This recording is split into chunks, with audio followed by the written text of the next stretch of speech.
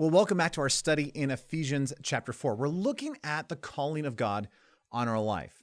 Now, in the last study together, we were beginning to look at this idea of humility.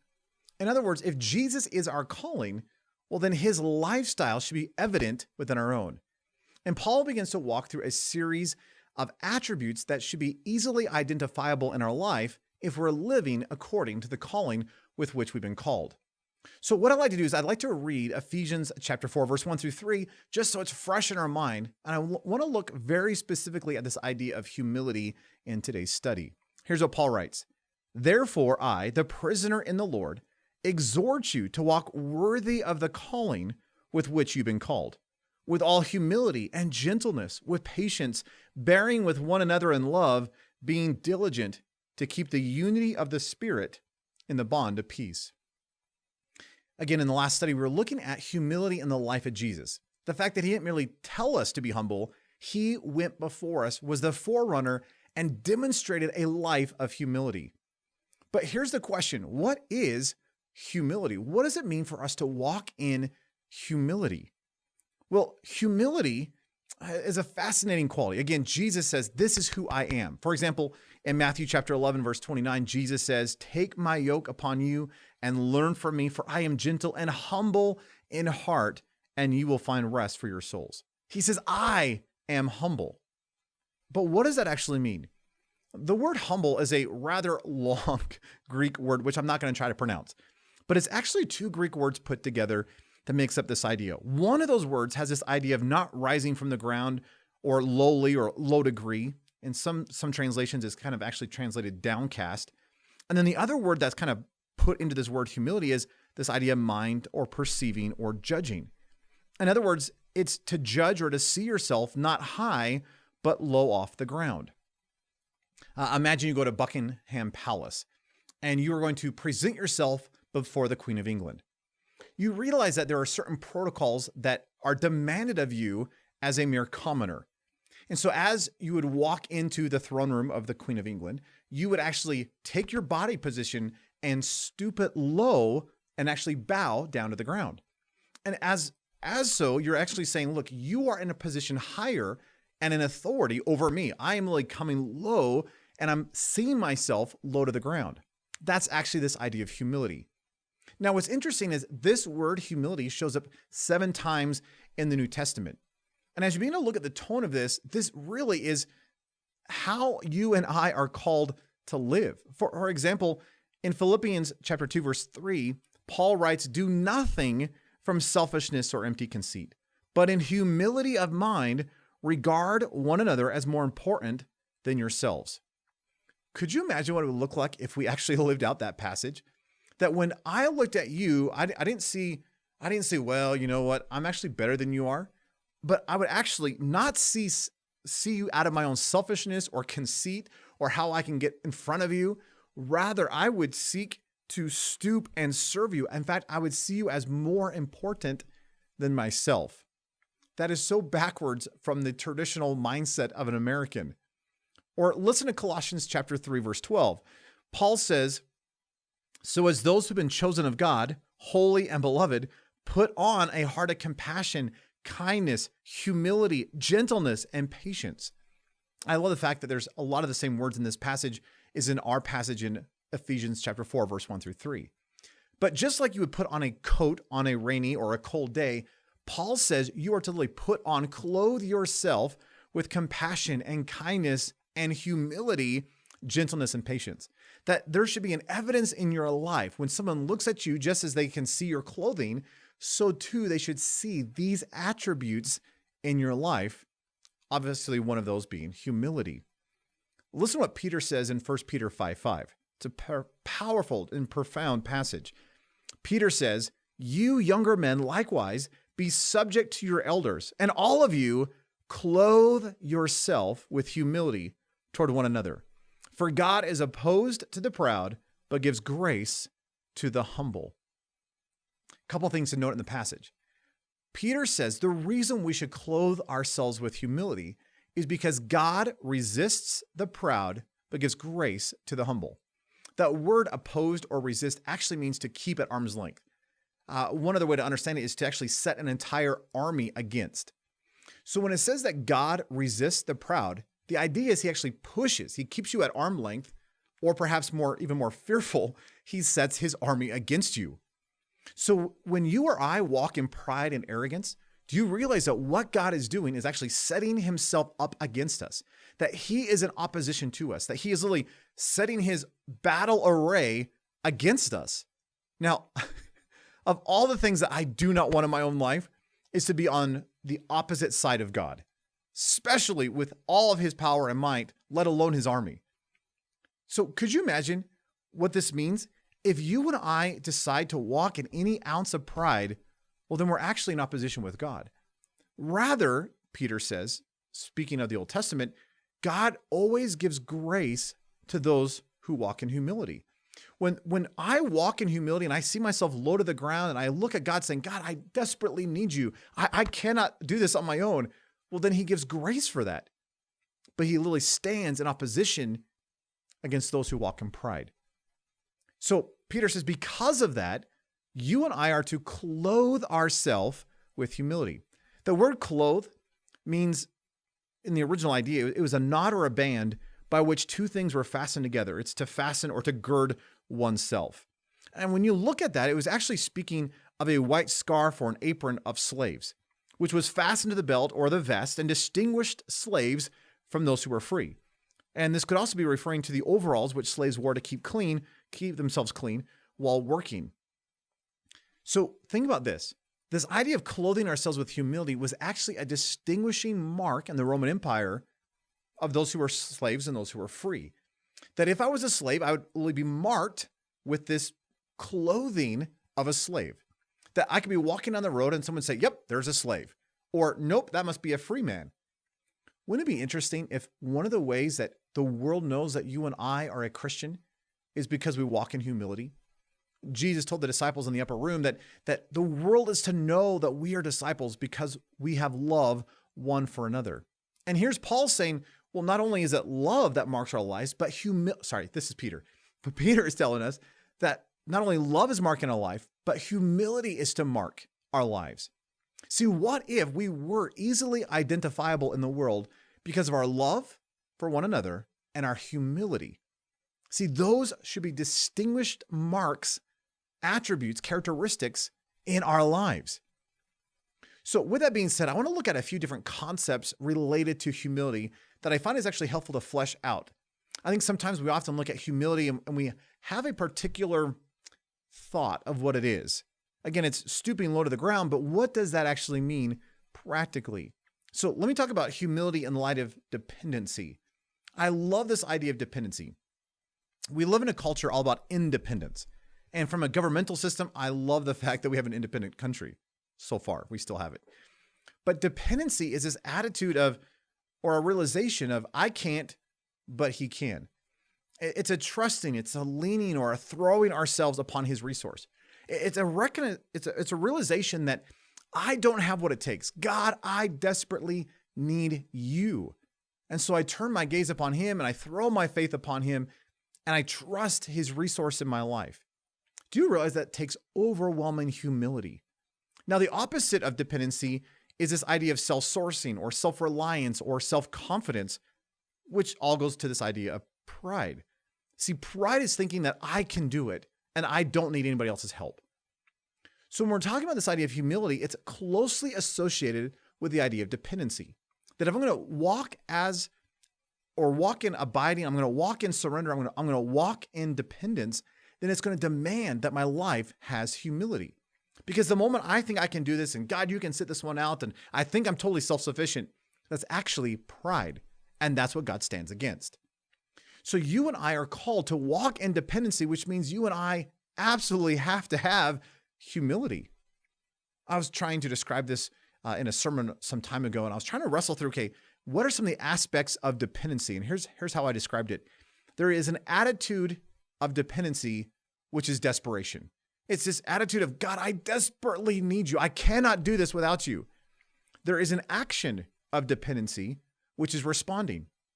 In other words, he's initiating, and in faith, I'm saying, yes, that I'm going to respond to your movement in my life. That's the action of dependency. But there is an anchor or a heart, the very center of dependency, which is humility.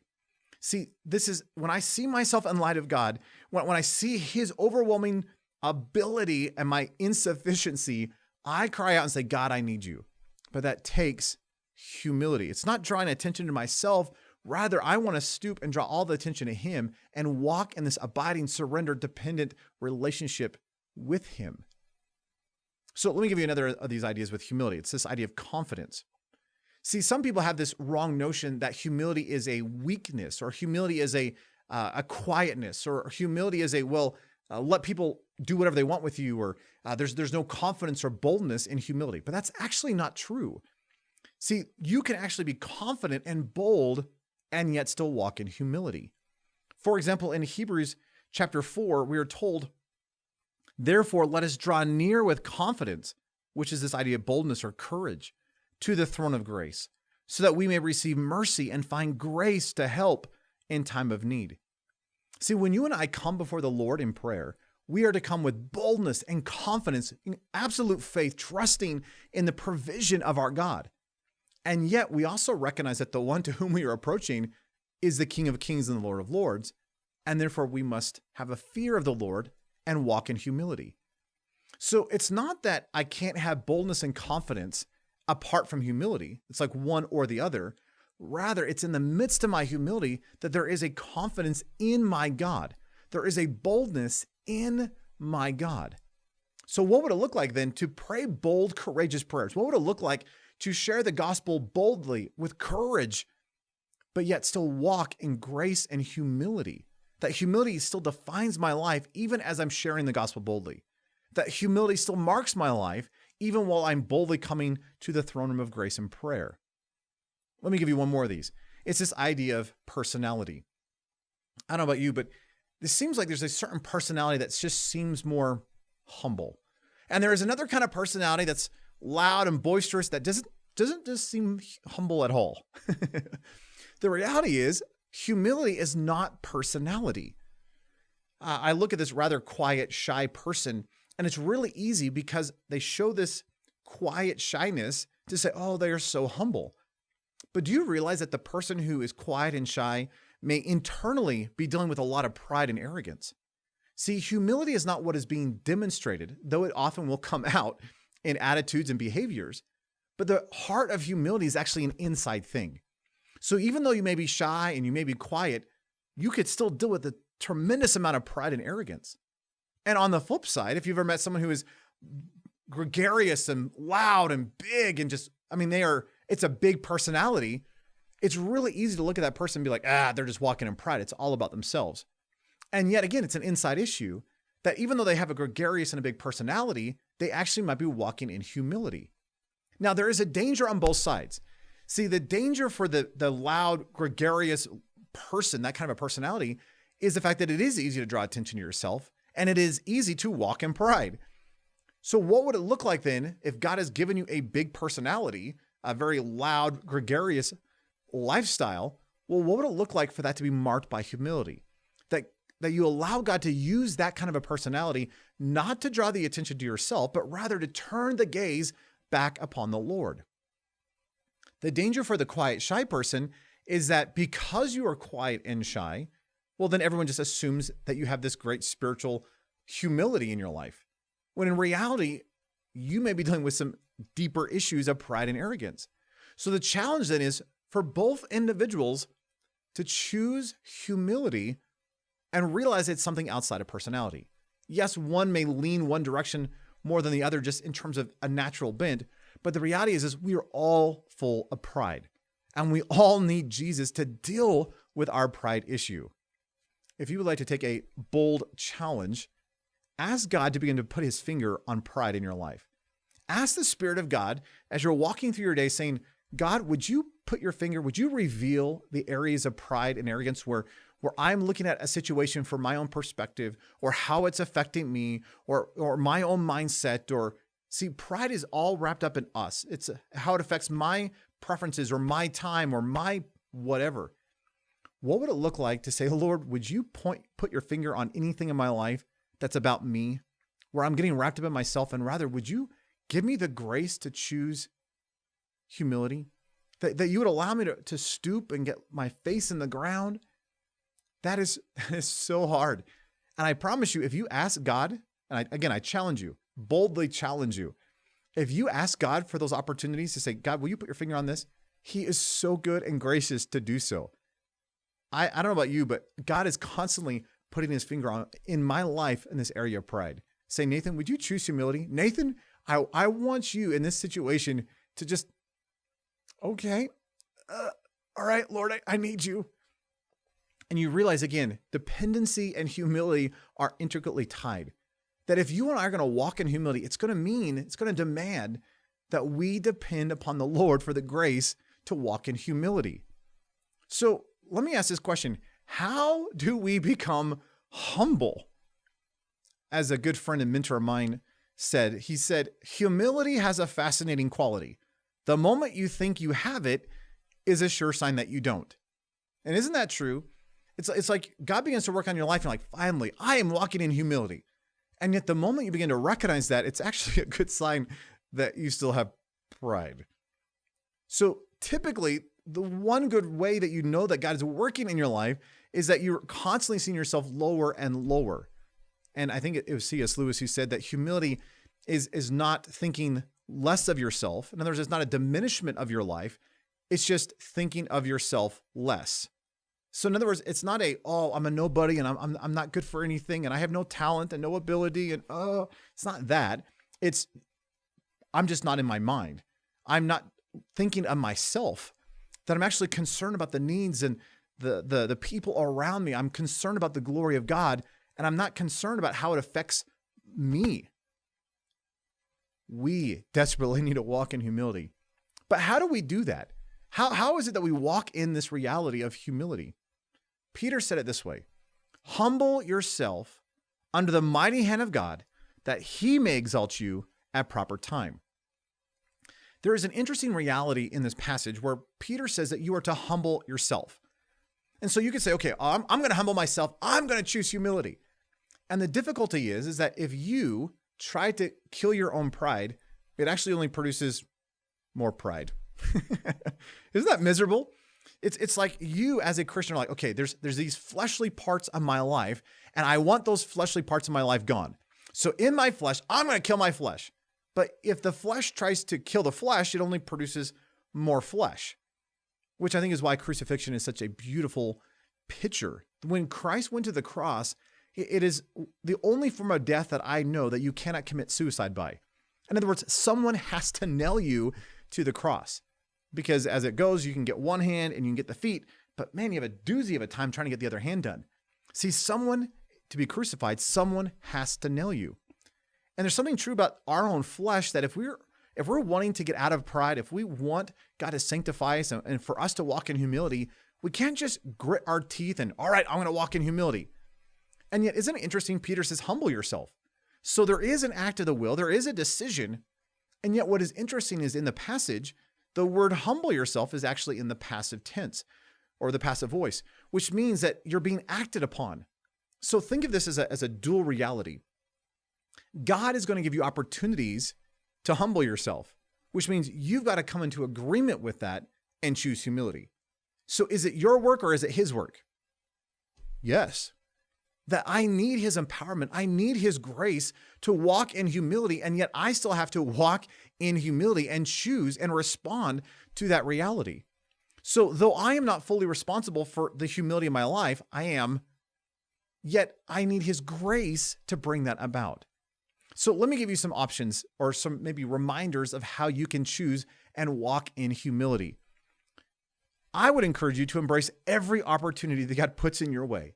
He's going to give you opportunities. Embrace those opportunities to produce humility. For example, humiliation. Isn't it interesting that humiliation and humility have the same root idea? In other words, when you are humiliated, you're being stripped and you're being brought low, which is this idea of humility. And I do not like humiliation. And yet when you have those moments of humiliation, those baits of like, you want to justify yourself and be like, no. What would it look like if you just bore it? What if you just said, okay, Lord, this is actually an opportunity for me to walk in humility. So I'm going to choose the humility. Or what about correction? None of us like correction, but what if we would embrace the correction? Or times when we were looked over, or when someone else is praised when we should have been included? Or what about those times when you're forgotten, or you're somehow associated with an entire group of like the unpopular or the lowly and defined as them, or you're known as just that weird, odd person? Or when you stand up for what is right when no one else is standing? Or the times where you actually want to defend yourself and yet you realize it actually probably doesn't mean a lot. Those times where you're like, I want to bring correction so that there's a clarity. A lot of times that's just stemming from pride. See, what if in the moments, the everyday moments of life, we would embrace the opportunities for humility that God places in front of us? And there are a lot of opportunities for humility. So we are, as Peter says, we are to humble ourselves in view of God. And yet we need his grace and his mercy and his empowerment through the Spirit of God to even bring that about. I cannot kill pride in my life without the God of the universe doing it in and through my life. And yet I need to be in conjunction, partnering with him, wrapped up in intimacy with him in this reality of the calling for me to actually walk in humility and for pride to die in my life. Maybe one other question. Who are you drawing attention to? See, when we get to this idea of pride and humility, it really comes back to pride is all about ourselves and how it affects our time and our money and our resource and our preferences and our whatever. But what if we begin to realize the Christian life is not about me? The Christian life is not about my preferences. It's not about what I do or what I get out of it. Rather, this is all about him and his glory and his renown. So what if, rather than drawing the attention to myself, what if in those moments when I want to stand up for what's right because I'm what's right?